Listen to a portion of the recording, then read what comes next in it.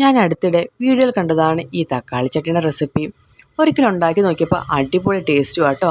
പിന്നീട് അങ്ങോട്ട് ഞാൻ തക്കാളി ചട്നി ഉണ്ടാക്കുകയാണെങ്കിൽ ഇതുപോലെ തന്നെയാണ് ഉണ്ടാക്കാറ്. അപ്പോൾ ആദ്യം തന്നെ 2 വലിയ തക്കാളിയും ഒരു സവോളയും 3-4 വെളുത്തുള്ളിയും കൂടെ നല്ല പോലെ തന്നെ ഒന്ന് വേവിച്ചെടുക്കാം.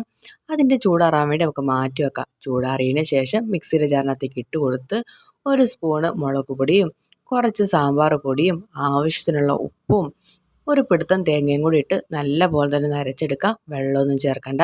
അല്ലാതെ തന്നെ നല്ല പേസ്റ്റ് രൂപത്തിൽ തന്നെ അരഞ്ഞ് കിട്ടും കേട്ടോ. അപ്പോൾ നല്ല പോലെ തന്നെ അരഞ്ഞ് കിട്ടിയിട്ടുണ്ട്.